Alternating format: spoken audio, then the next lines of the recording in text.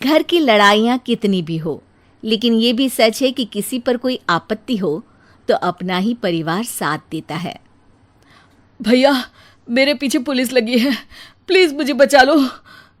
रवि और राज दो भाई, लेकिन दोनों में कभी नहीं पटी। अरे क्या हुआ छोटे, क्या कर दिया तूने? अरे कुछ नहीं भैया, मेरा दोस्त है ना राजू, वो मुझे लेकर बैंक गया था। मुझे नहीं पता भैया कि वो वहाँ बैंक लूटने जा रहा है। मैं उसके साथ बैंक में घुसते ही सीसीटीवी कैमरे में दिख गया हूँ। अब पुलिस मुझे ढूंढ रही है भैया, मुझे बचा लो। राज कुछ सोचता है, फिर कहता है, ओके, तुम यहीं रुको, मेरा एक दोस्त पुलिस में है, मैं बात करता हूँ। तभी वहां रवि की बीवी राज की बीवी के साथ आ जाती है। तुम लोगों के घर जब तक पुलिस का आना जाना है, बच्चों को यहीं छोड़ दो, उन पर असर ठीक नहीं पड़ेगा। तभी वहां पुलिस आ जाती है। चलो चलो, कौन है रवि, थाने चलो। मैंने कुछ नहीं किया, मुझे कुछ नहीं पता। अरे वो तो पुलिस स्टेशन चलकर ही पता चलेगा कि कुछ पता है कि नहीं, चलो। कहानी का फ्लैशबैक। भैया, मुझे मेरे मकान में हक चाहिए ही चाहिए। अरे लेकिन छोटे, अभी मेरे बच्चों पर काफ़ी खर्चा है, तेरी भाभी की भी तबीयत ठीक नहीं रहती, बजट बिल्कुल नहीं है कि मैं अलग होकर रहूं। देख लो भैया, 1 महीना है तुम्हारे पास, जल्दी से घर खाली कर दो। अरे कैसी बात कर रहे हैं भैया, मेरे शरीर में अभी इतनी हिम्मत भी नहीं कि घर को खाली करे। तो क्यों अपना पोषण बेचा भाभी? अरे तुम तो जानती हो, पिताजी की बीमारी के कारण उन्हें हमारी ज़रूरत थी, कैसे आते पैसे। ससुर जी तो बूढ़े थे भाभी, उनकी बीमारी में भी पैसे लगाना कौन सा अकल का काम था? तो क्या पिताजी को मैं मरने के लिए छोड़ देता?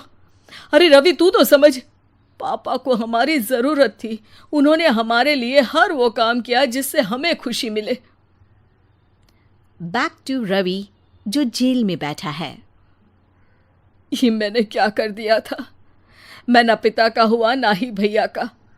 मेरे साथ जो हो रहा है ठीक ही हो रहा है। तभी वहां पुलिस वाला आता है। रवि, तुमसे कोई मिलने आया है। भाभी, आप यहाँ क्यों आई?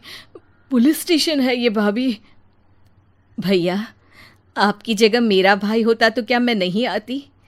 अच्छा, ये खाना ले लीजिए, खा लीजिएगा।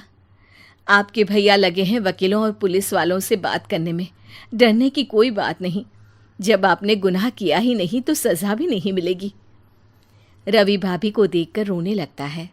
घर में साक्षी चुपचाप बैठी होती है कि तभी सोनम कहती है, अरे साक्षी, क्या हुआ? परेशान क्यों हो रही हो? भाभी, अभी अभी पुलिस स्टेशन से खबर आई है, इन्हें बड़े जेल में शिफ्ट किया जा रहा है। मैं क्या करूंगी भाभी? रो मत, हम अच्छे से अच्छा वकील करेंगे।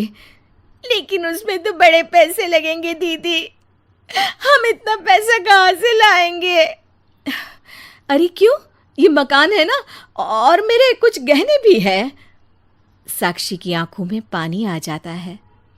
पर दीदी, ये तो आप और भैया की मेहनत की कमाई है। पापा के बाद भी तो हम लोगों का सब खत्म हो गया था। पापा को तो बचा नहीं पाए, लेकिन भैया को ज़रूर बचा लेंगे, और भगवान चाहेंगे ना तो दोनों भाई मिलकर इससे भी बड़ा मकान खड़ा कर लेंगे। साक्षी। थोड़ी देर में राज वहां आता है। सोनम सही कह रही है साक्षी, पैसों की कमी के कारण किसी भी बेगुनाह को सज़ा नहीं मिलती। राज एक अच्छा सा वकील करता है। सोनम और साक्षी बचाए पैसे और अपने गहनों को बेचकर रवि का केस लड़ते हैं और जल्द ही रवि जेल से बाहर आ जाता है। रवि राज को गले लगाकर कहता है, भैया मुझे माफ़ कर दो, मुझे साक्षी ने सब कुछ बताया है। भैया, आपने मुझ पर विश्वास किया, मेरे लिए दिन रात मेहनत की, भाभी ने अपने गहने तक बेच दिए। भैया, आपने तो पापा के लिए भी पैसे नहीं देखे, लेकिन मैं बहुत ही सेल्फिश निकला। भैया, एक आखिरी बार मुझे माफ़ कर दो, मैं शर्मिंदा हूँ। अरे भाई, अपने तो अपने ही होते हैं, पापा ने हमारे लिए क्या नहीं किया, ये तुम्हें बताने की ज़रूरत नहीं है मुझे। और फिर तू तो मेरा भाई है, पैसे से बढ़कर रिश्ते होते हैं भाई। घर जमाई। विकी को हमेशा किस्मत ने उसकी मेहनत से ज्यादा दिया।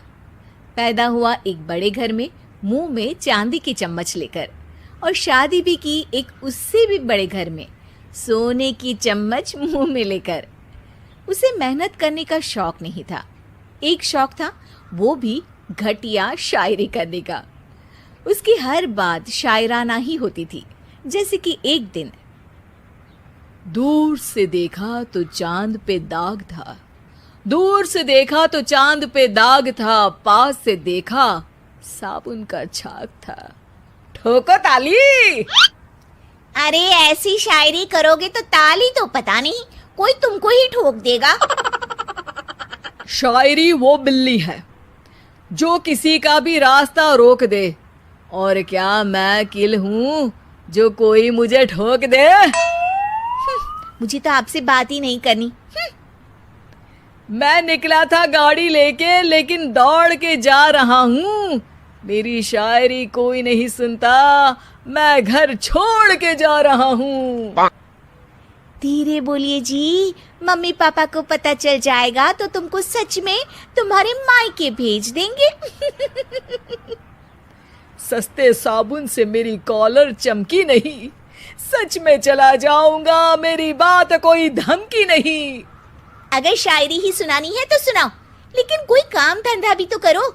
मेरे पिताजी के पास बहुत पैसा है तो घर जमाई बन के खा रहे हो, और कल जा रहे हो ना अपने मायके, तो आज ही चले जाओ मेरी बला से। हमें तो अपनों ने लूटा, गैरों में कहाँ दम था हमें। अरे चुप हो जाओ, तुमको मिर्जा गालिब की कसम। अरे जाना है तो जाओ, लेकिन पहले मेरे मम्मी पापा से मिलकर जाओ, वरना वो क्या सोचेंगे। लेकिन विकी अकेले ही अपनी कार लेकर अपने मायके यानी कि अपने खुद के घर पहुंच जाता है। अरे बेटा, तू अचानक, बहू कैसी है? अरे माँ, बहू तो बिल्कुल बदल गई है, मुर्गी हाथ से निकल गई है। अरे क्या हुआ बेटा? उसकी आती नहीं है, मेरी जाती नहीं है। मैं करता हूँ शायरी, उसे भाती नहीं है। मेरे पास उसका फोन आया था बेटा, सही कह रही है वो। तुमको काम करना चाहिए, तभी तो इज्जत मिलेगी। घर जमाई बनके सास ससुर के पैसों पर कब तक ऐश उड़ाते रहोगे? मेरी जिंदगी में हर तरफ से उंगली हो रही है, फोन पर मेरी चुगली हो रही है। अरे चुगली नहीं कर रही थी बहू, वो तेरा भला चाहती है बेटा। सूखे हुए कपड़े को भी गीला कह रहे हैं लोग, चुगली करने को मेरा भला कह रहे हैं लोग। ठोको ताली।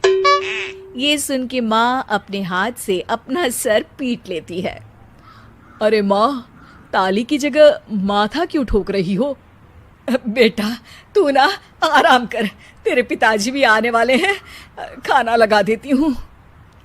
विकी अपने घर भी दिन भर टीवी देखता है, तरह तरह का खाना खाता है, दोपहर तक सोता है, चाय पीता है, वीडियो गेम खेलता है, बस काम करने नहीं जाता। घर में नौकर चाकर है तो बिस्तर से हिलने तक की जरूरत नहीं पड़ती। कई बार तो विकी अपने नौकरों को बिठाकर शायरी सुनाता रहता। कब जाओगे बेटा? अरे कैसी बात कर रहे हैं डैडी, क्या आप मेरे फादर नहीं? आप मुझे भगाना चाहते हैं क्या? ये मेरा घर नहीं। अरे नहीं बेटा, तुम्हारा ही घर है। हम तो चाहते थे कि तुम यहीं रहो और मेरा काम आगे बढ़ाओ, लेकिन तुम ही चले गए घर जमाई बनने। अरे मेहनत तो गधे भी करते हैं, मैं अच्छी किस्मत लेके पैदा हुआ हूँ, मैं घर जमाई हूँ, ससुराल का फूल गेंदा हुआ हूँ। ठोको ताली। पिताजी और माँ सच में ताली बजा देते हैं। ऐसा पहली बार होता है जब विकी की शायरी पर किसी ने ताली बजाई हो। अरे आप लोग सच में ताली बजा रहे हैं? हाँ हाँ बेटा, तुम्हारे ससुर का फोन आया था, बोला जब तक घर जमाई जी कोई काम ना करने लगे हमारे यहाँ मत भेजना। अब तू तो काम करने से रहा और तुझे रहना भी है हमारे घर में ही, करेगा भी शायरी ही। और बार बार ठोको ताली बोलेगा तो आदत डाल ही लेते हैं ताली ठोकने की। विकी उसी वक्त खड़ा होता है और बहुत गुस्से में सीधे ससुराल के लिए निकल जाता है। फिर से आ गए? लेकिन सुमन को देखते ही विकी पिघल जाता है। अब सुमन, आई एम सॉरी, आज से ना मैं सिर्फ शायरी ही नहीं बल्कि काम भी करूँगा। तुम अपने ऑफिस में बात कर लेना, कोई भी मेहनत का काम कर लूँगा। मैं घर जमाई बन के रहूँगा लेकिन काम करूँगा और इज्जत से रहूँगा। मतलब सिर्फ तुम नहीं आए हो, तुम्हारे साथ तुम्हें अकल भी आ गई है। मैं अपने कारखाने का मैनेजर बनाता हूँ तुमको, कल से मेरे साथ चलना वहाँ। थैंक यू ससुर जी। थैंक यू से काम नहीं चलेगा, एक शायरी सुनानी पड़ेगी। है जरूर। ससुर के पास पैसा होते भी मेहनत जिसको भाई है, वही सच्चा दामाद है, वही अच्छा घर जमाई है। ठोको ताली। सब विकी की शायरी पर ताली ठोक देते हैं। शिक्षा, जब किस्मत आपको बहुत सारा दे दे तो उसकी कद्र करनी चाहिए और मेहनत करना कभी नहीं भूलना चाहिए।